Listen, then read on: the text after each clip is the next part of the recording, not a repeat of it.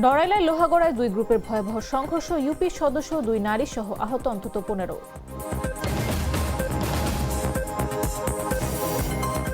টাঙ্গাইল শহরের লোহজং নদীর পাড় থেকে নারীর মরদেহ উদ্ধার, পরিবারের দাবি হত্যা।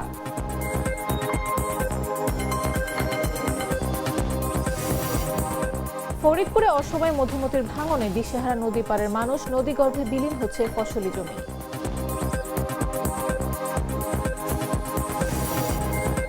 শরীয়তপুরে ঐতিহাসিক 7 মার্চ উপলক্ষে আওয়ামী লীগের মোমবাতি প্রজ্বলন, যদিও পুলিশ বলছে পুরনো ভিডিও।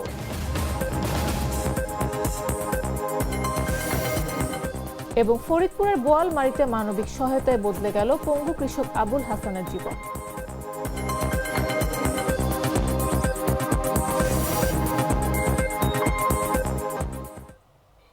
দেশজুড়ে সংবাদে সবাইকে আমন্ত্রণ, সাথে আছে আমি নাফিস আব্দুল্লাহ। আমি তো মশলা বদলে ফেলেছি, এবার আপনিও বদলে ফেলুন। একবার প্রাণ গুঁড়া মশলা ব্যবহার করেই দেখুন। নড়াইলের লোহাগড়া উপজেলায় দুই গ্রুপের সংঘর্ষে ইউপি সদস্য ও দুই নারী সহ অন্তত 15 জন আহত হয়েছেন। আহতদের বিভিন্ন হাসপাতালে ভর্তি করা হয়েছে। শনিবার সকাল 9:30টার দিকে উপজেলার লক্ষ্মীপাশা ইউনিয়নের বাঁকা গ্রাম এলাকায় এ সংঘর্ষের ঘটনা ঘটে। আহতদের স্বজন ও পুলিশ জানায়, লোহাগড়া উপজেলার লক্ষ্মীপাশা ইউনিয়নের 1 নম্বর ওয়ার্ডের ইউপি সদস্য বাঁকা গ্রামের জিরোকাজী গ্রুপের সঙ্গে একই গ্রামের আক্তার হোসেন গ্রুপের দীর্ঘদিন ধরে আধিপত্য বিস্তার ও পূর্বশত্রুতার জেরে বিরোধ চলছিল। গেল শুক্রবার দুপুরে একটি শ্যালো মেশিনের পাম্প চুরির ঘটনাকে কেন্দ্র করে শনিবার দুই গ্রুপের লোকজন দেশীয় অস্ত্র নিয়ে সংঘর্ষে লিপ্ত হয়। সংঘর্ষে ইউপি সদস্য জিরু কাজী, 2 জন নারী সহ অন্তত 15 জন আহত হয়। পরে আহতদেরকে উদ্ধার করে লোহাগড়া উপজেলা স্বাস্থ্য কমপ্লেক্সে ভর্তি করা হয়। এদের মধ্যে কয়েকজনের অবস্থা গুরুতর হওয়ায় নড়াইল জেলা হাসপাতাল ও খুলনা মেডিকেল কলেজ হাসপাতালে ভর্তি করা হয়েছে।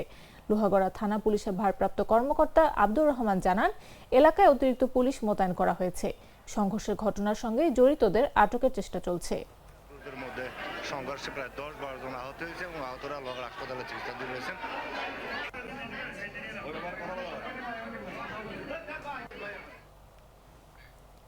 টাঙ্গাইল শহরের লোহজং নদীর পাড় থেকে শামনা বেগম নামের এক নারীর মরদেহ উদ্ধার করেছে পুলিশ। শনিবার সকালে তার মরদেহ উদ্ধার করা হয়। পুলিশ জানায়, শনিবার সকালে শহরের লোহজং নদীর পাড়ে মরদেহ পড়ে থাকতে দেখে স্থানীয়রা পুলিশকে খবর দেন। পরে পুলিশ ঘটনাস্থলে গিয়ে মরদেহ উদ্ধার করে ময়নাতদন্তের জন্য টাঙ্গাইল জেনারেল হাসপাতালের মর্গে পাঠায়। নিহতের স্বজনরা জানায়, শুক্রবার সন্ধ্যায় শামনা বেগমের ভাগিনা শাওন তাকে মোবাইল ফোনে ডেকে নেয়। এরপর থেকেই তিনি নিখোঁজ ছিলেন। পরদিন সকালে নদীর পাড়ে তার মরদেহ পড়ে থাকতে দেখে স্থানীয়রা বিষয়টি পুলিশকে জানায়। স্থানীয়রা জানায়, মাদক ব্যবসাকে কেন্দ্র করে নিহত শামনা বেগমের সঙ্গে তার ভাগিনা শাওনের টাকা ভাগাভাগি নিয়ে বিরোধ চলছিল। এ বিরোধের জের ধরেই তাকে হত্যা করা হয়ে থাকতে পারে।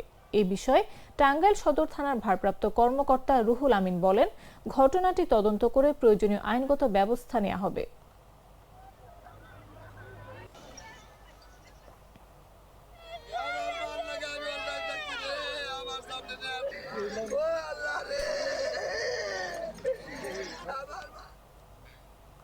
বর্ষা আসার আগে ফরিদপুরের আলফাডাঙ্গায় রুদ্রমূর্তি ধারণ করেছে মধুমতি নদী। প্রতিদিনই নদীগর্ভে হারিয়ে যাচ্ছে ফসলি জমি থেকে শুরু করে বসতবাড়ি।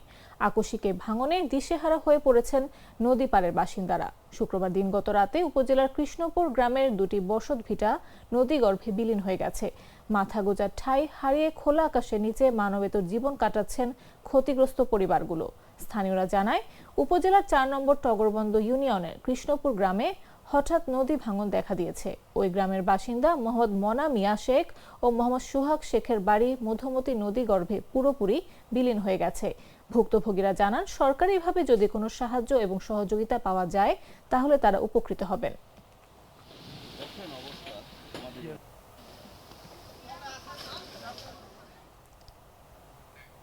শরীয়তপুরে ঐতিহাসিক 7 মার্চ উপলক্ষে প্রথম প্রহরে মোমবাতি প্রজ্বলন করেছেন কার্যক্রম নিষিদ্ধ সংগঠন আওয়ামী লীগ ও তার অঙ্গ সংগঠনের নেতাকর্মীরা।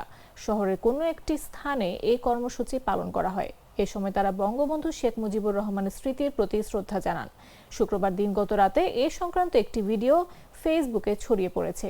ভিডিওতে দেখা যায়, আওয়ামী লীগ ও তার সহযোগী অঙ্গ সংগঠনের জেলা শাখার ব্যানারে সমবেত হয়ে স্লোগান দিচ্ছেন নেতাকর্মীরা।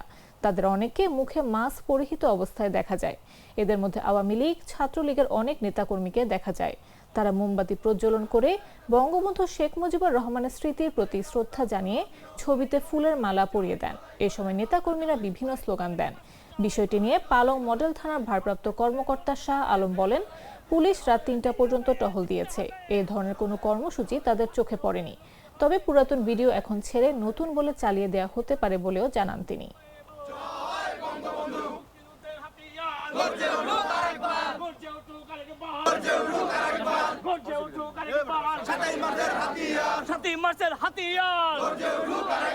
আমাদের ধমনীতে মুজিবের রক্ত, এই রক্ত।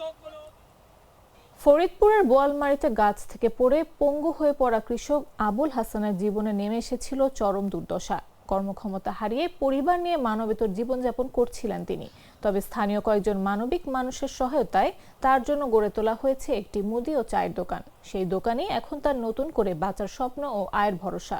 প্রতিনিধি NKB নয়নের পাঠানো তথ্যচিত্রে বিস্তারিত জাগো ডেস্ক রিপোর্টে।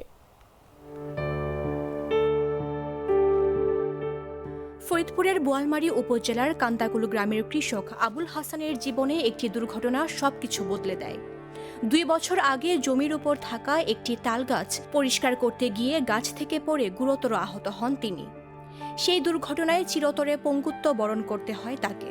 কর্মক্ষমতা হারিয়ে জীবিকার পথ বন্ধ হয়ে যায়। পরিবার নিয়ে চরম দুর্দশায় পড়েন কৃষক আবুল হাসান। এই কঠিন সময়ে তার পাশে দাঁড়ান ফরিদপুরের তরুণ সমাজসেবী ও পেশায় চিকিৎসক আহমদ সৌরভ। স্থানীয়দের মাধ্যমে আবুল হাসানের দুর্দশার কথা জানতে পেরে তিনি তাকে সহযোগিতার উদ্যোগ নেন। শুভ তার মানবিক সহায়তার অংশ হিসেবে 60,000 টাকা প্রদান করেন। এই অর্থ দিয়ে আবুল হাসানের জন্য একটি ছোট মুদি দোকান তৈরি করে দেওয়া হয়। আমরা যারা কাজ করি নিজেদের সততা বা স্বচ্ছতার একটা ব্যাপার আছে, কারণ আজকাল অনেক কিছু আমরা দেখি, অনেক কিছু হয়, মানুষকে আসলে বিশ্বাস করা একটু টাফ। তো যাক, আমি আরও চেষ্টা করতেছি এরকম আরও আবুল হাসান ভাইদের মতো যারা আছে তাদের নিয়ে চেষ্টা করা যাবে ইনশাল্লাহ। আল্লাহ সবার ভালো করুক। বর্তমানে আবুল হাসান প্রতিদিন ওই দোকান থেকে প্রায় 1,500 থেকে 2,000 টাকার পণ্য বিক্রি করছেন। এতে করে ধীরে ধীরে তার পরিবারের আর্থিক অবস্থার উন্নতি হচ্ছে। দীর্ঘদিনের অসহায় জীবনের পর নতুন করে বেঁচে থাকার স্বপ্ন দেখছেন তিনি। প্রাণ কফি ক্যান্ডি, কররা কফি, কঠিন স্বাদে, হাইকে বলো বাই। পঞ্চগড় জেলা কারাগারে অসুস্থ হয়ে মারা গেছেন কার্যক্রম নিষিদ্ধ আওয়ামী লীগের দেবীগঞ্জ উপজেলার সাবেক সাংগঠনিক সম্পাদক ও সাবেক জেলা পরিষদ সদস্য হারুন রশিদ। বৃহস্পতিবার বিকেলের দিকে দিনাজপুর মেডিকেল কলেজ হাসপাতালে চিকিৎসাধীন অবস্থায় মারা যান তিনি। হারুন রশিদ আগে থেকেই কারা কর্তৃপক্ষের অধীনে চিকিৎসাধীন ছিলেন। তিনি পঞ্চগড়ের দেবীগঞ্জ উপজেলার চিংঠি হাজরডাঙ্গা ইউনিয়নের হাজিপাড়া এলাকার বাসিন্দা। খোঁজ নিয়ে জানা যায়, হারুন রশিদ গত বছরের 16 অক্টোবর চেক ডিজঅনারের একটি মামলায় 1 বছরের বিনাশ্রম কারাদণ্ডে দণ্ডিত হয়ে কারাগারে যান। তার বিরুদ্ধে আরও একটি মামলা ছিল। বুধবার সকালে তিনি হঠাৎ অসুস্থ হয়ে পড়লে তাকে প্রথমে কারা হাসপাতালে নেওয়া হয়। পরে সেখান থেকে পঞ্চগড় আধুনিক সদর হাসপাতাল এবং অবস্থার অবনতি হলে চিকিৎসকেরা তাকে দিনাজপুর মেডিকেল কলেজ হাসপাতালে পাঠানোর পরামর্শ দেন। পঞ্চগড় আধুনিক সদর হাসপাতালের আবাসিক চিকিৎসক ডাক্তার মোহাম্মদ মাসুদ হাসান বলেন, সিওপিডি, হাইপারটেনশন, ডায়াবেটিক ও শ্বাসকষ্টে আক্রান্ত ছিলেন তিনি।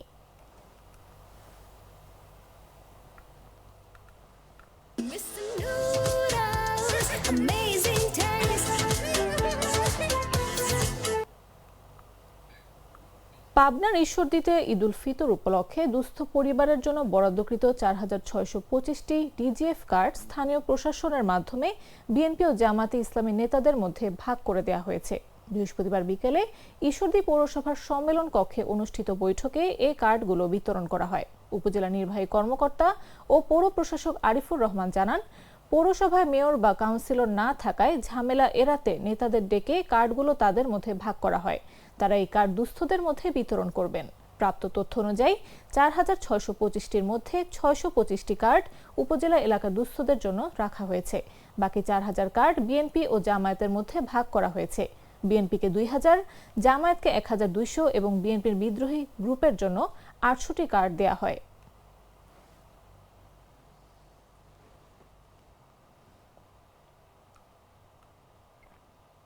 সংবাদ শেষ করার আগে শিরোনামগুলো জানিয়ে দিচ্ছি আরও একবার।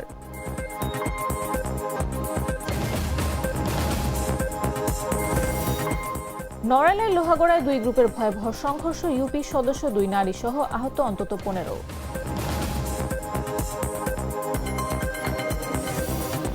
টাঙ্গাইল শহরের লোহজং নদীর পাড় থেকে নারীর মরদেহ উদ্ধার, পরিবারের দাবি হত্যা।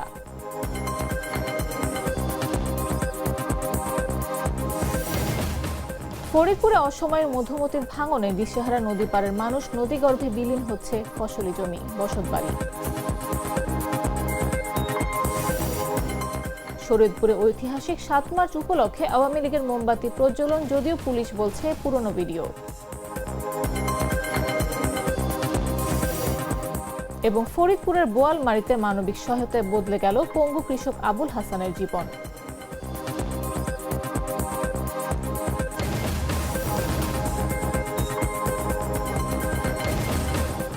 দর্শক, এই ছিল এখনকার মতো।